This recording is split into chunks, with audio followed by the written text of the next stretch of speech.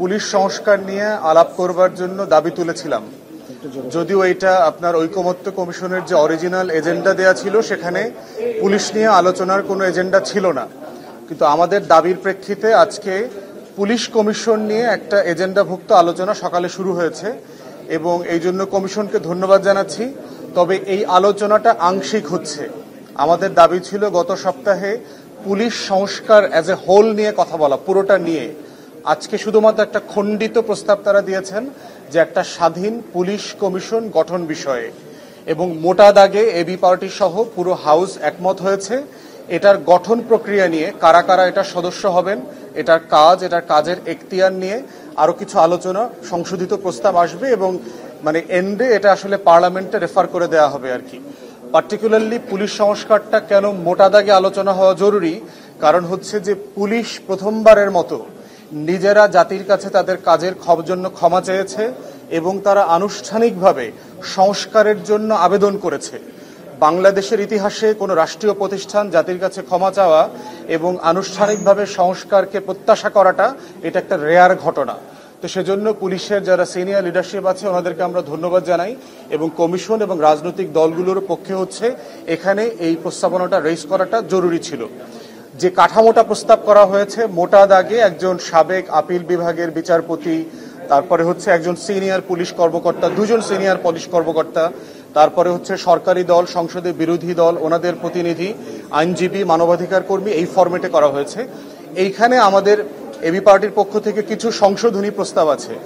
আমরা বোধ করছি যে দুইজন পুলিশ কর্মকর্তা সিনিয়র লেভেলে না রেখে, আপনারা জানেন যে পুলিশের ফরমেশনে 2,14,000 সদস্য আছে, তার ভিতরে 2,06,000 হচ্ছে যারা বিসিএস না, কনস্টেবল, সাব ইন্সপেক্টর, ইন্সপেক্টর, এবং তারাই কিন্তু মেইনলি পুলিশিংটা করেন, তারাই মেইনলি থানাতে দায়িত্ব পালন করেন, ওসির দায়িত্ব পালন করেন।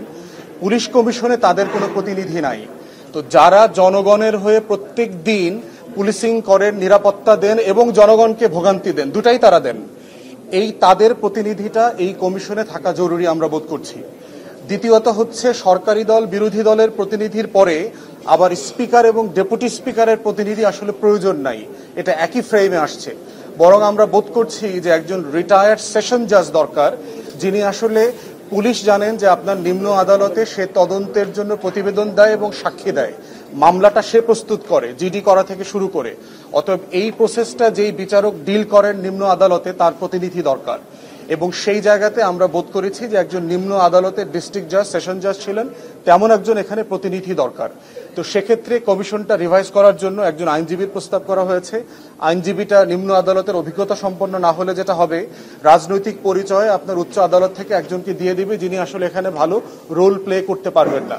তো সেই জায়গাতে আমরা বোধ করছি যে এটার ফরমেশনটা আরো একটু পরিষ্কার হওয়া দরকার এবং পুলিশ সংস্কারের, পুলিশের যে ভিতরকার সংকটগুলো আছে সেগুলো নিয়ে আরো বিস্তারিত আলাপ হওয়ার জন্য আমরা ইতিমধ্যে প্রস্তাব দিয়েছি এবং ওনারা চেষ্টা করবেন এটাকে আরো নতুন করে এজেন্ডাভুক্ত করবার জন্য। দ্বিতীয় জায়গায় হচ্ছে ছোট করে আলোচনা হয়েছে একটা কনফার্মেশন যে প্রধানমন্ত্রী দুই টার্মের বেশি অথবা 10 বছরের বেশি থাকতে পারবেন না। এইটা হাউসে আবার ডক্টর আলী রিয়াজ আজকে নতুন করে আবার কনফার্মেশন নিয়েছেন সনদে উল্লেখ করবার ব্যাপারে। তৃতীয়ত হচ্ছে শেষের দিকে রাষ্ট্র পরিচালনার মূলনীতি নিয়ে আলাপ চলছে এবং জানেন যে এটা চতুর্থ দিনের মতো এই মূলনীতি আলোচনাটা হাউসে এসছে। সেখানে মোটা দাগে ডানপন্থী এবং বামপন্থীদের ভিতরে ব্যাপকভাবে বিতর্ক চলছে। 72-এর সংবিধানের মূলনীতি বনাম 72-এর সংবিধানের বাইরের মূলনীতি, চতুর্থ সংশোধনীর আগের সিচুয়েশন এবং পঞ্চম সংশোধনীর মূলনীতি। সেখানে বিএনপির সালাউদ্দিন ভাই যে প্রস্তাবটা দিয়েছেন সেটা আমাদের কাছে যৌক্তিক মনে হয়েছে যে কমিশন 4টা নতুন মূলনীতি প্রস্তাব করেছে। স্বাধীনতার ঘোষণায় পত্রে উল্লেখিত 3টা মূলনীতি, সাম্য, মানবিক মর্যাদা এবং সামাজিক সুবিচার, সাথে গণতন্ত্র এবং ধর্মীয় স্বাধীনতা ও সম্প্রীতি। বলা হচ্ছে যে এই 5টা থাকবে। এর সাথে 72-এর সংবিধানে থাকা অথবা পঞ্চম সংশোধনীতে যোগ হওয়া কোনো মূলনীতি যোগ হবে অথবা হবে না, এটা আগামী সংসদের এখতিয়ারের উপরে ছেড়ে দেওয়া হয়েছে।